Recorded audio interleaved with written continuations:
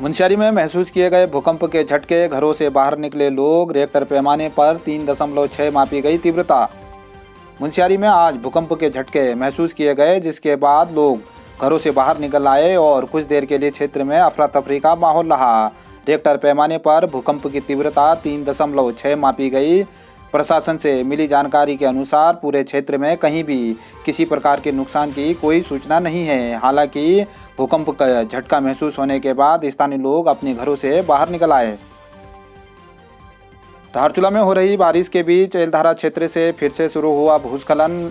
मल्ली बाजार तथा तड़कोट के लोगों को सता रहा आपदा का डर।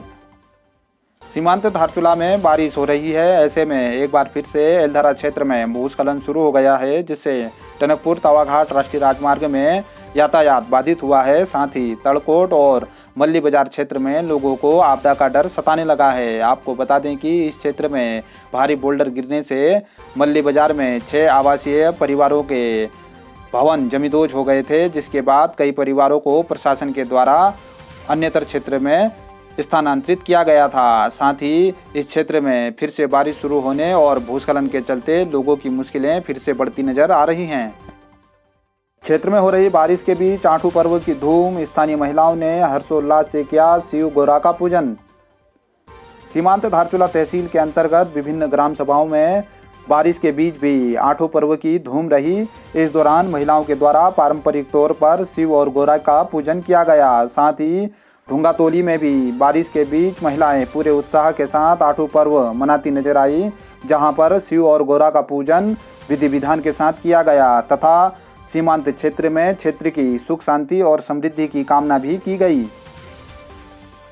ब्रह्मकुमारी राजयोग सेवा केंद्र में हर्षोल्लास से मनाया गया जन्माष्टमी का पर्व।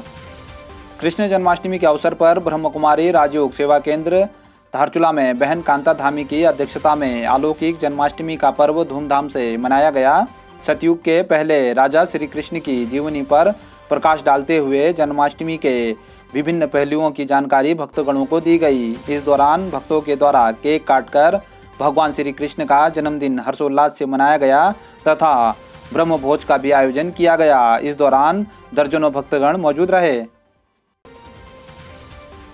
धारचूला मुख्यालय में तीसरे दिन भी संचार सेवा की मांग को लेकर पांगला के ग्रामीणों का कर्मिक अनशन रहा जारी। बोले, अनदेखी हुई तो उग्र आंदोलन को हो जाएंगे बाध्य।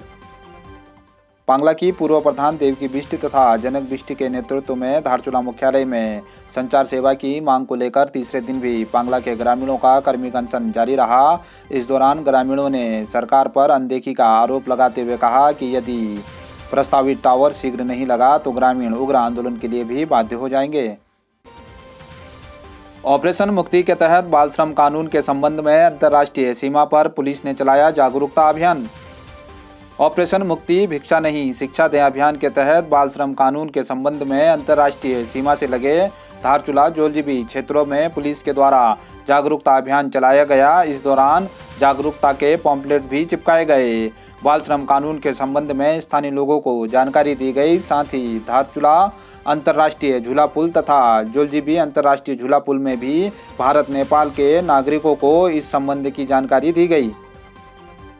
ग्रामीणों की मांग पर लंबे समय के बाद बंगापानी तहसील में स्थायी रजिस्ट्रार कानूनगो की हुई नियुक्ति। स्थानीय ग्रामीणों ने जिलाधिकारी का जताया आभार।